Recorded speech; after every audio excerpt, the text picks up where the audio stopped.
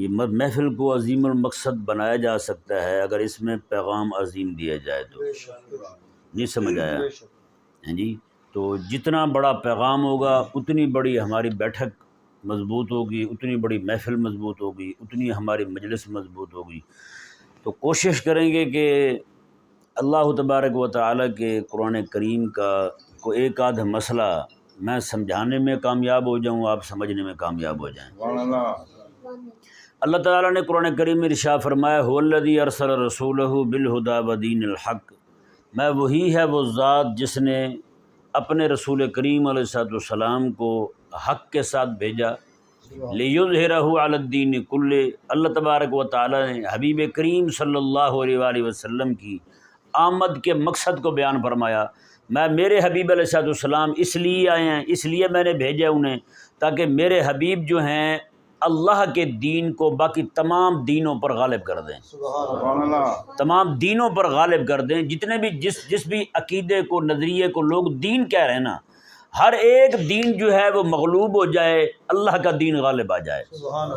یہ ذہن میں رہے، عموماً یہ مسئلہ بیان کیا جاتا ہے کہ یہودیوں کا دین، نصرانیوں کا دین، فلانے کا دین، ڈھمکانے کا دین، دین جو ہے وہ صرف ایک ہی ہے۔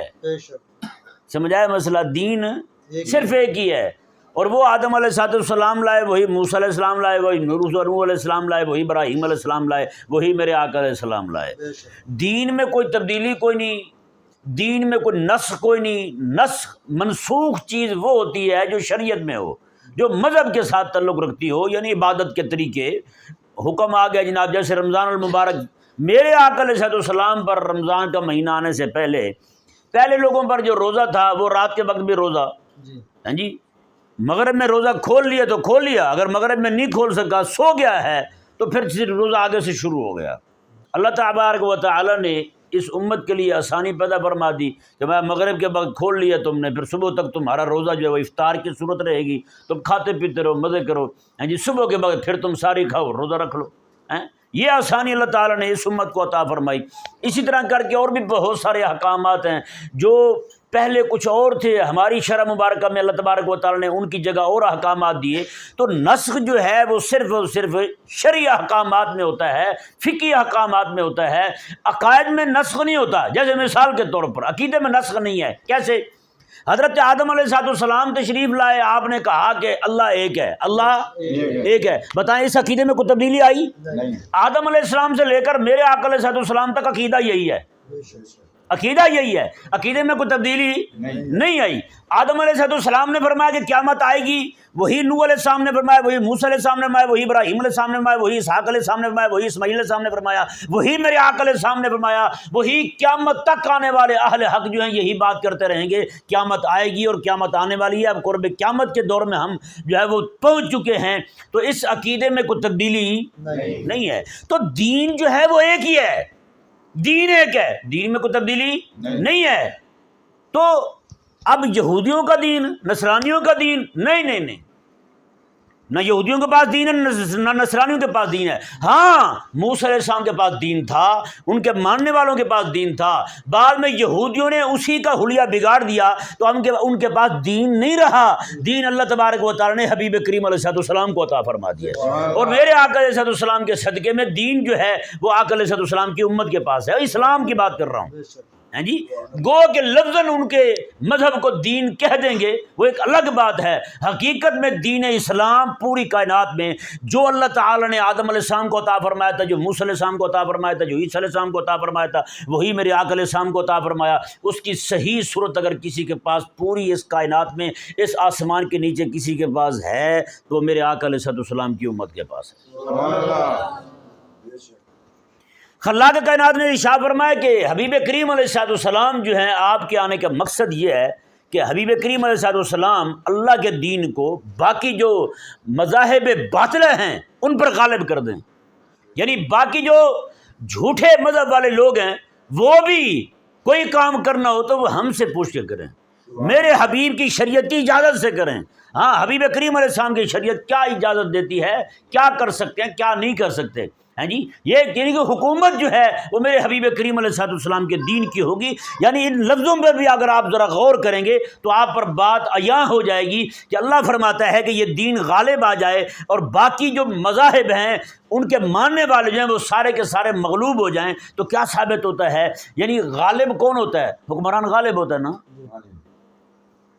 رعایا مغلوب ہوتی ہے۔ تو اللہ تبارک و تعالیٰ یہاں بھی وہی فرما رہا ہے کہ اللہ کا دین جو ہے، حبیب کریم علیہ السلام آئے اس لیے ہیں اللہ کے دین کو غالب کر دیں۔ سمجھا رہا ہے مسئلہ؟ اب یہاں پہ ایک مسئلہ اور ذرا غور کریں، بات اس کی اہمیت کو میں مزید کھولوں آپ کے سامنے کہ غلبہ دین کی جو فکر ہے، یہ جو جد و جہد ہے، یہ جو کوشش ہے، یہ کوئی ایسے نہیں ہے کہ ہم نے جناب ایسے نکال لیا کہیں سے اور اس مسئلے پہ ہم جناب رات دن زور لگا رہے ہیں یا لوگوں کا ذہن بنا رہے ہیں۔ میں اس کی اہمیت آپ کے سامنے کھولنا چاہتا ہوں۔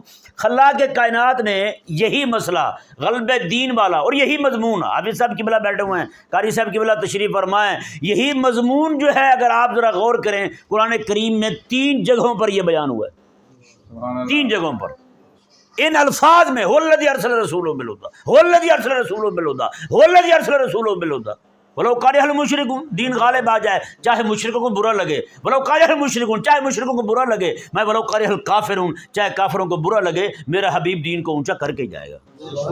اب ذرا بتائیں 3 جگہوں پر قرآن کریم نے انہی الفاظ میں بیان کیا، 3 مقامات پر۔ وہ کون سے مقامات ہیں؟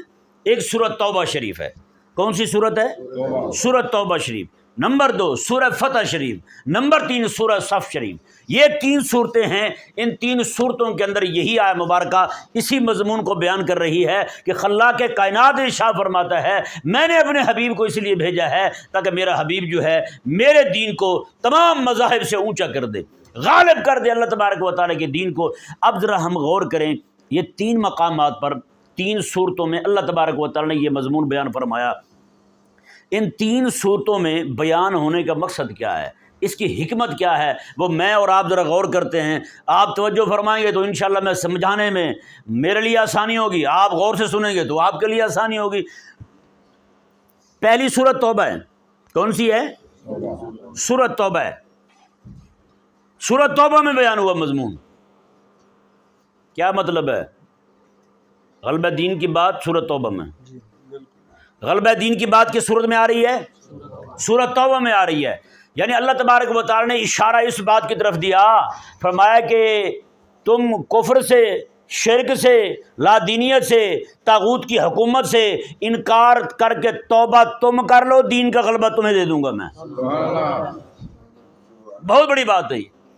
فرمایا کہ اب دیکھیں مزے کی بات دیکھیں، پھر ان لوگوں نے جنہوں نے اللہ تبارک و تعالیٰ کا یہ حکم مانا، کلمہ پڑھا میرے آقا علیہ السلام کا، اللہ تبارک و تعالیٰ نے پھر انہیں چن چن کے حبیب کریم علیہ السلام کی غلامی میں دے دیا۔ وہی لوگ جو ہیں غلبہ دین کی تحریک کے کام آئے، انہی لوگوں کا خون اللہ نے قبول کیا غلبہ دین کی تحریک کے لیے، انہی لوگوں کا مال اللہ نے قبول کیا ہے غلبہ دین کی تحریک کے لیے۔ اب بتائیں غلبہ دین کی تحریک تو چل رہی ہے، حضرت سمیہ رضی اللہ تعالیٰ عنہ کو شہید کیا جاتا ہے۔ بتائیں حضرت سمیہ رضی اللہ تعالیٰ کو شہید کیا جاتا ہے، ان کو جناب ابو جہل جو ہے بڑی بے دردی کے ساتھ مکہ مکرمہ میں شہید کر دیتا ہے۔ باقی آقا علیہ السلام کے صحابہ کرام علیہ مردوان جو ہیں ان کو جناب شہادت کے درجے پہ اللہ تبارک و تعالیٰ فائز فرماتا ہے۔ آخر کیوں؟ جناب وہ غلبہ دین کے لیے کام کر رہے تھے، سوچا انہوں نے یہی تھا کہ اللہ کا دین غالب آ جائے، تو پھر میرے اللہ تبارک و تعالیٰ نے ان کے خون کو بھی قبول فرما لیا۔ اور خون کیسے قبول کیا رب تعالیٰ نے؟ میرے آقا علیہ السلام نے فرمایا، آقا علیہ السلام کے صحابی جنگ میں شہید ہو گئے، صحابہ کرام نے چاہا کہ ان کا خون جو ہے وہ دھو دیا جائے، میرے آقا علیہ السلام نے نہ نہ نہ، خون نہ دھونا، ان کا خون جسم پہ رہنے دو، کپڑے یہی پہنا دو، انہی کپڑوں میں قیامت والے دن میرا غلام کھڑا ہوگا اور اس کا جسم جو ہے خون اس وقت بھی تر و تازہ ہوگا، اور اللہ تبارک و تعالیٰ کی بارگاہ میں اسی تر و تازہ خون کے ساتھ، اور حضور ارشاد فرماتے ہیں اس کا یہ خون جو ہے کستوری سے بھی زیادہ خوشبودار ہو جائے گا، کستوری سے بھی زیادہ خوشبودار ہو جائے گا، اور اللہ تبارک و تعالیٰ کی بارگاہ میں یہ بندہ آئے گا۔ میرے آقا علیہ السلام ارشاد فرماتے ہیں، اور مزے کی بات دیکھیں، حضور ارشاد فرماتے ہیں یہ جو شہید ہوں گے نا، یہ سیدھے ان کا کیا حساب ہوگا؟ یہ سیدھے حضور ارشاد فرماتے ہیں سیدھے جنت کے دروازے پہ جا کھڑے ہوں گے، دروازے پہ کھڑے ہوں گے، اندر سے رضوان پوچھیں گے کون ہو؟ جنت جانا چاہتے ہیں؟ حساب دے دیا ہے، اللہ اکبر. وہ کہیں گے مال ہم نے جو ملا تھا ہمیں وہ ہم نے اللہ کی راہ پہ دے دیا, جانیں قربان کر دی. حساب کس چیز کا؟ حساب تو اسی شے کا ہونا ہے نا, وہ تو ہم دے آئے ہیں, اب حساب کس چیز کا ہے؟ اللہ اکبر کبیرہ. خلاق کائنات پوچھے گا کیا معاملہ ہوا ہے؟ وہ کہیں گے مولا یہ جنت نہیں جانے دے رہے. اللہ تعالیٰ فرمائے گا کیوں؟ ان کے لیے حساب ہو جائے. پھر اللہ تعالیٰ فرمائے گا لو میں تمہیں پر لگا دیتا ہوں, اڑ کے چلے جاؤ جنت.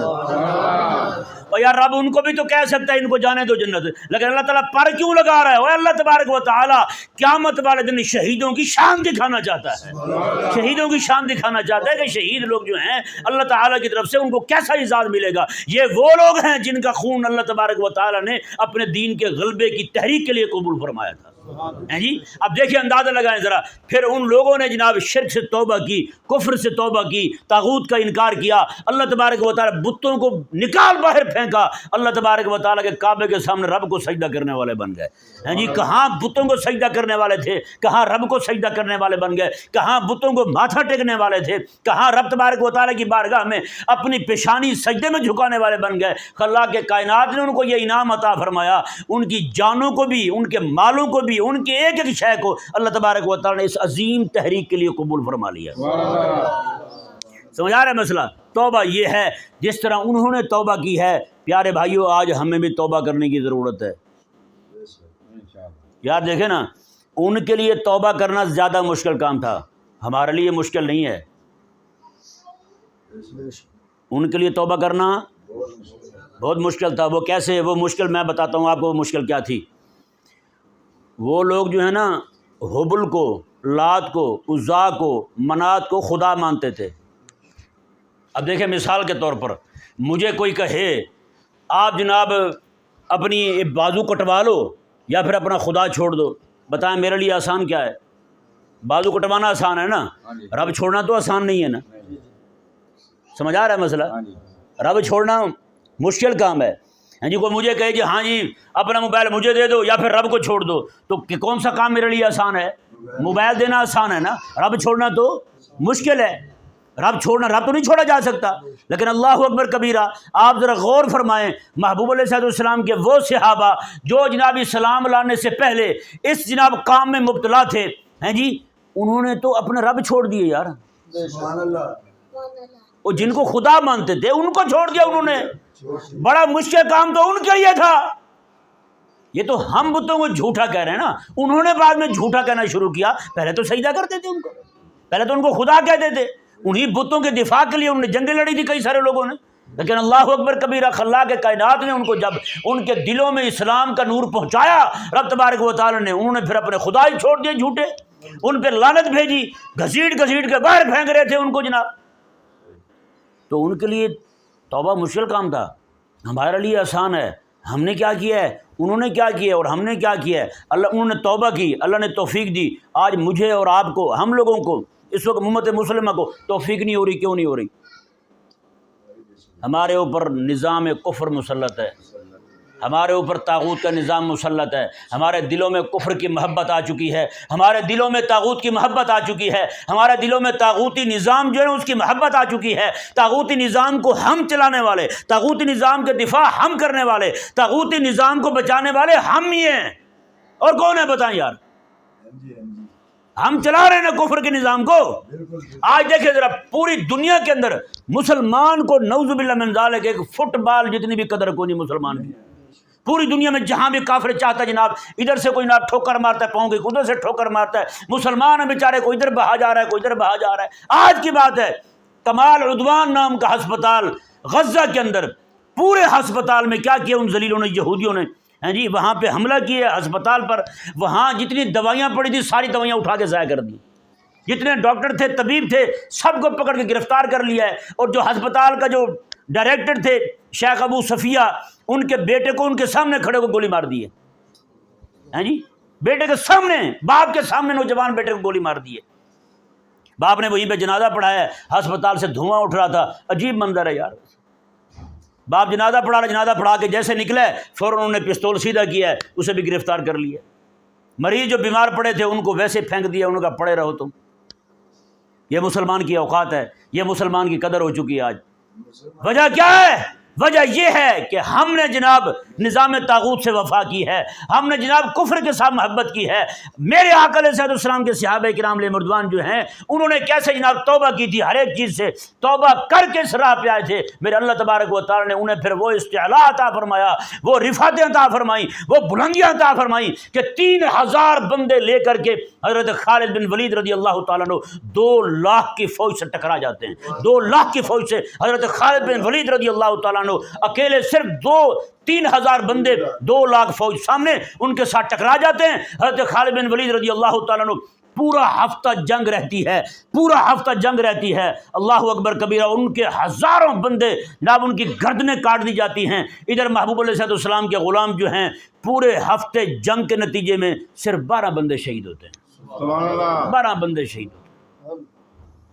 آپ سوچ سکتے ہیں کہاں وہ ہمارا جناب وہ غلغلہ تھا، کہاں وہ ہمارا تنتنا تھا، کہاں وہ ہمارا روب تھا، کہاں جناب محبوب علیہ السلام کے صحابہ کرام علیہ مردوان نے جناب کیسے نظام طاغوت سے بغاوت کی تھی اور نظام مصطفیٰ کے ساتھ وفا کی تھی۔ میرے اللہ تبارک و تعالیٰ نے بھی انہیں جناب پوری دنیا کے کافروں کے دلوں میں ان کا روب بٹھا دیا تھا۔ یعنی جہاں بھی آقا علیہ السلام کے غلام جاتے ہیں وہ کافر جناب ایسے بھاگتے ہیں جیسے آج ہمارے مسلمان بھاگ رہے ہیں۔ کہاں یمن، کہاں شام، کہاں جناب لبنان، اور کہاں جناب ہمارے ممالک اسلامیہ مسلمانوں کے ملک جو ہیں، افغانستان پہ حملہ، عراق پہ حملہ، لیبیا پہ حملہ، لبنان پہ حملہ، یمن پہ حملہ، ایران پہ حملہ، باقی جتنے بھی ممالک ہیں ہمارے ایک ایک پہ حملہ ہو رہا ہے، اور ہمارے نوجوان طبقہ جو ہے ان کو ٹک ٹاک سے نکلنے کی ابھی تک توفیق نہیں ہو رہی۔ وہ وقت تھا جب رات کو پتہ چلتا تھا مسلمانوں کو کہ جناب یہاں پہ فلاں جگہ پہ جہاد کرنے جانا ہے، رات کے وقت اٹھ کے ایک دوسرے کے گھر میں جاتے، ایک دوسرے کو مبارکباد دیتے، یارو جہاد مبارک ہو، جہاد مبارک ہو۔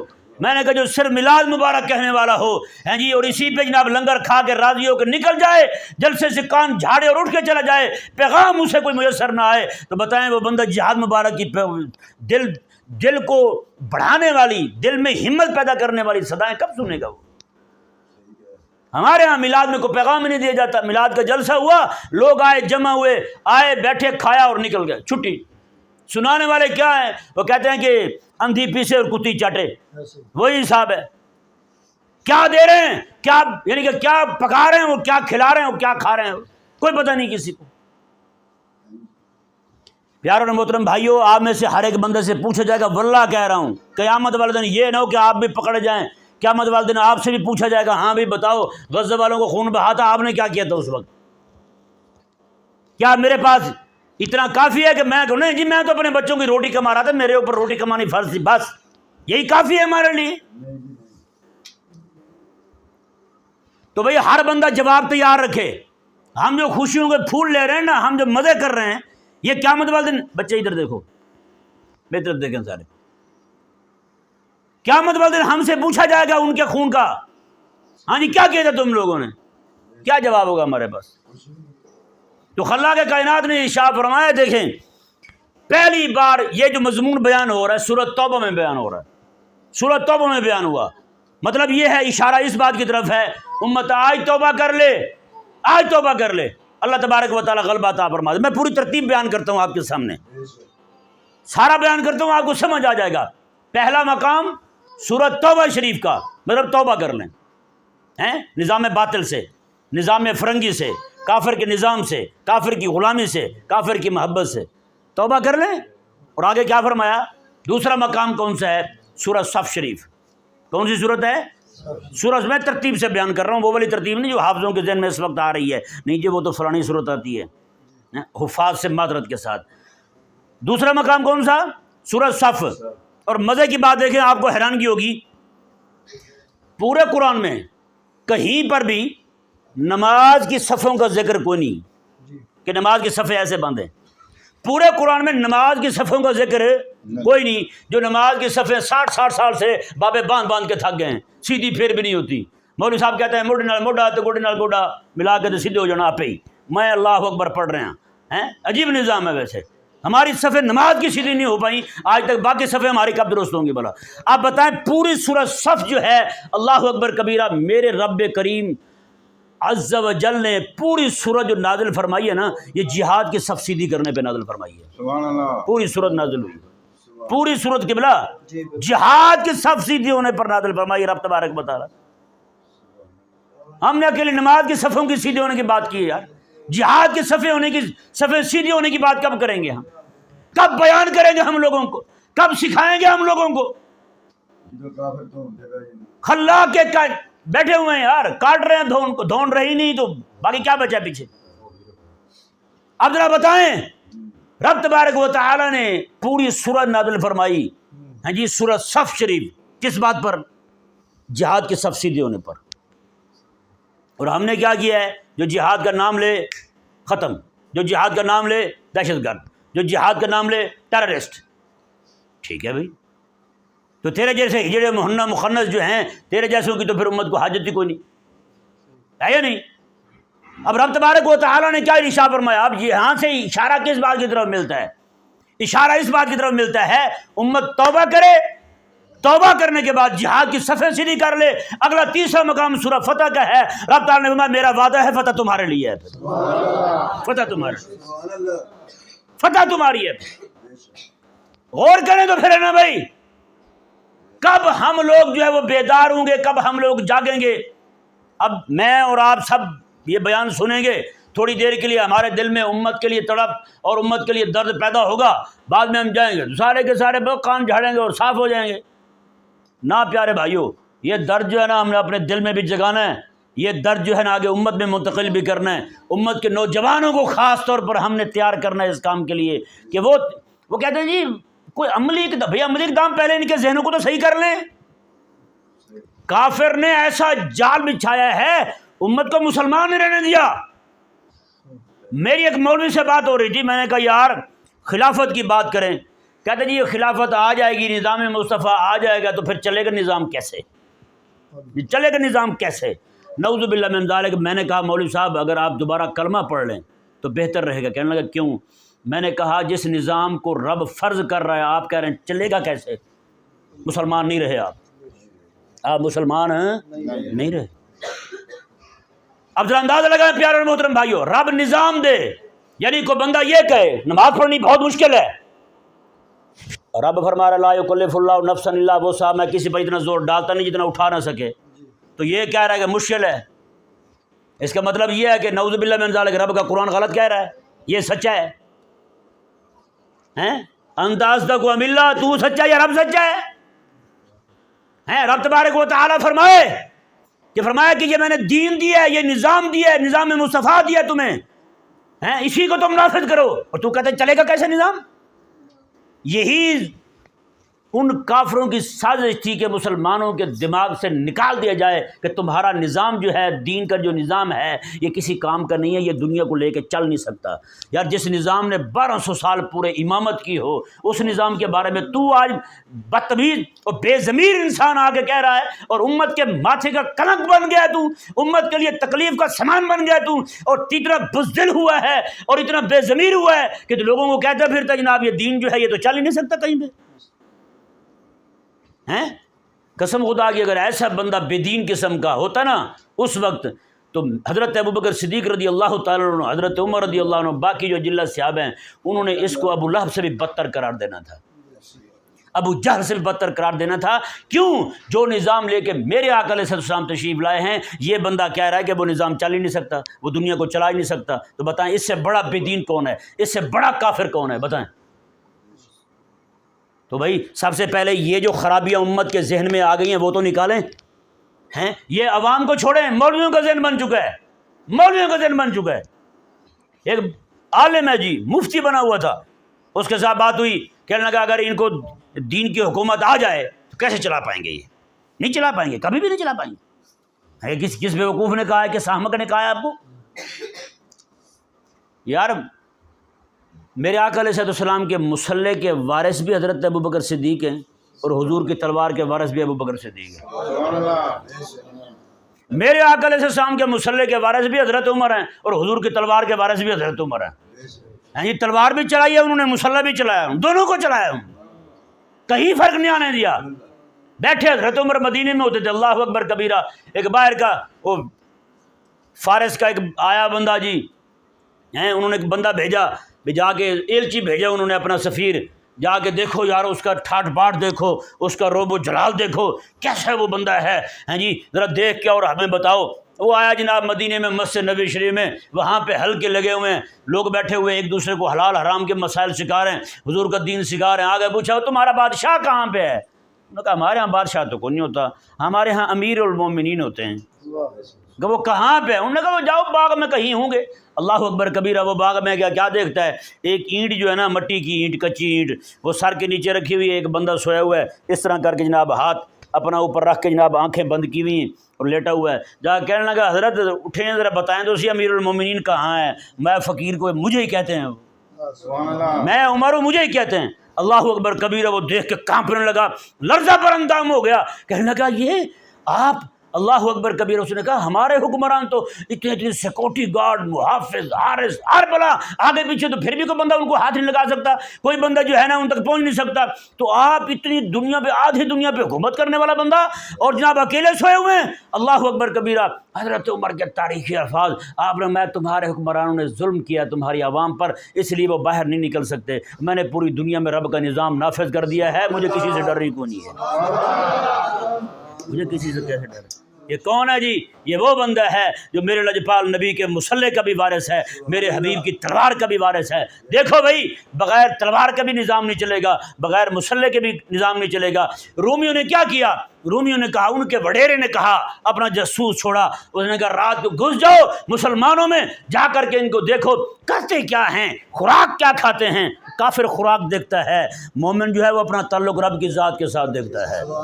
کافر دیکھتا ہے وٹامن بی سی کی کمی ہو گئی ہے، لیکن مسلمان کیا کہتا ہے؟ مسلمان کہتا ہے میرا رب کے ساتھ تعلق کمزور ہو گیا ہے، کہتا ہے پوٹیشیم کی کمی ہو گئی، اے کمی تجھے ہوتی رہے گی جب تک تیرا تعلق رب کی ذات کے ساتھ قائم نہیں ہوگا۔ اس نے کہا رات کو جا کے دیکھو کون سی خوراک کھاتے ہیں۔ اللہ اکبر، وہ آیا، اس نے دیکھا، دیکھ کر کے گیا، اس نے کیا جواب دیا، اللہ اکبر، قربان جائے مصطفیٰ کریم علیہ السلام کی امت پر۔ اس نے جا کے جواب دیا، اس نے کہا جی دیکھیں میں دیکھ آیا ہوں۔ اس نے کہا کیا دیکھا ہے؟ انہوں نے کہا کوئی خوراک کو نہیں، سوکھی روٹی پانی میں ڈبو کے کھا لیتے ہیں، رات سالی مسلح پہ گزرتی ہے۔ یہ امت جو ہے نا، ابھی سے اپنی عبادات کے معاملات، باقی سارے معاملات ٹھیک کر لے، اللہ تبارک و تعالیٰ جو ہے نا ان کے دل میں توبہ والی توفیق بھی ڈال دے گا۔ سچی بات، باقی سارے معاملات بھی ان کے درست ہو جائیں گے۔ وہ سیدھے تو ہوں یار، ہیں یہ کیا طریقہ ہوا بھائی؟ بہرحال اللہ تبارک و تعالیٰ سمجھنے کی توفیق عطا فرمائے۔ بات کر رہا تھا میں حضرت خالد بن ولید رضی اللہ تعالیٰ عنہ کی، اتنی عظیم فتح عطا فرمائی، اور یہی جنگ تھی رومیوں کے خلاف کہ اللہ تبارک و تعالیٰ نے حضرت خالد بن ولید رضی اللہ تعالیٰ عنہ کے ہاتھ سے تلواریں ٹوٹیں گی، اسی جنگ میں تلواریں ٹوٹیں۔ میرے آقا، ایک بندے نے بات کر دی حضرت خالد کے خلاف، میرے آقا علیہ السلام نے ارشاد فرمایا سنو بھائی، خالد کے خلاف بات نہ کیا کرو، خالد رب کی وہ تلوار ہے جسے رب نے خود تیز کیا ہے کافروں کے خلاف، ہیں رب کے خلاف، رب تبارک و تعالیٰ کے دشمنوں کے خلاف تلوار تیز کی کس نے؟ رب نے۔ سیف اللہ المسلول، رب کی تلوار اور تیز کی ہوئی تلوار۔ بتائیں، یہاں پہ جس کو بھی دیکھ لیں سارے لڑاکے، ہر مولوی مسجد میں چیلنج دینے والا، ہر مولوی خنجر اعلیٰ حضرت، اللہ اکبر کبیرہ، خنجر اعلیٰ حضرت، سب کو چیر پھاڑ کے رکھ دے گا۔ میں نے کہا تھوڑا سا ہندوؤں کو بھی خنجر اعلیٰ حضرت بن کے دکھاؤ بھائی، ہے نہیں حضرت مروائیں گے آپ ابھی، ہیں کہ بلا ان کا ایک خنزیر ہے انڈیا کا، میں نے یہ بات ابھی تک کہیں بھی نہیں کی، اس کی ویڈیو میرے پاس موجود ہے۔ بھگیشور پردھام کو خنزیر ہے کوئی، ان کا بھگوان ہے، وہ منحوس ہے کوئی، ہیں جی گرو، اس ذلیل نے بکواس کی ہے۔ اس کو کسی نے کہا کہ جناب یہ مسلمان جو ہیں یہ ان کے علی بہت بڑے ہیں، اس خنزیر نے کہا ہم علی کے بھی باپ ہیں۔ پتہ ہے واللہ باللہ سمت اللہ، قسم خدا کے کہہ رہا ہوں، ابھی تک مجھے کسی خنجر ونجر سے اس کے خلاف ایک جملہ بھی سننے کو نہیں ملا، ایک جملہ بھی کسی نے نہیں بولا ابھی تک۔ پتہ ہے کتنی بڑی گستاخی ہے جی مولا علی رضی اللہ تعالیٰ۔ کوئی بولا؟ سنا آپ نے؟ نہیں سنا، سنیں گے بھی نہیں۔ یعنی کافر کتا جو ہے اتنا منہ چھوٹ واقع ہوا ہے، جو مرضی بھونکتا رہے، کوئی پکڑنے والا نہیں، کوئی روکنے والا نہیں اس کو۔ اللہ تبارک و تعالی بھائی ساری بیماریوں کا ایک علاج ہے، حضور کا دین آ جائے، بس نظام خلافت آ جائے، دین غالب آ جائے، تو یہ سارے چوہے موہے جو ہے نا یہ سارے ایسی جگہ جائیں گے دکھائی نہیں دیں گے کہیں۔ ہاں جی، آج جو لاکھوں کا مجمع جمع کر کے یہ بگیشو شگوشو یہ بکواس کر رہے ہیں، ہیں جی، خدا رسول کی گستاخیاں کر رہے ہیں، منہ بھر بھر کے گستاخیاں کر رہے ہیں، گالیاں دے رہے ہیں خدا رسول کو، حضرت عائشہ پاک کو گالیاں دے چکے یہ زلیل لوگ ہیں، کوئی بولنے والا نہیں ہے۔ بڑے بڑے قائد مقائد سارے کے سارے چپ کر کے گھنے بن کے بیٹھے ہوئے ہیں، ایک بندہ نہیں بول رہا۔ تو بھائی نوجوانوں کے لیے میری التجا ہے، آپ جو ہے نا باقی ساری فکریں چھوڑیں، رب تعالیٰ کے دین کی فکر پال لیں، اپنے دل کے اندر دین کا درد پیدا کریں، انشاءاللہ عز و جل یہ وہ درد ہے آپ کے پوری دنیا کے دردوں کو دور کر دے گا۔ اللہ تبارک و تعالی ہم سب کو سمجھنے کی توفیق عطا فرمائے۔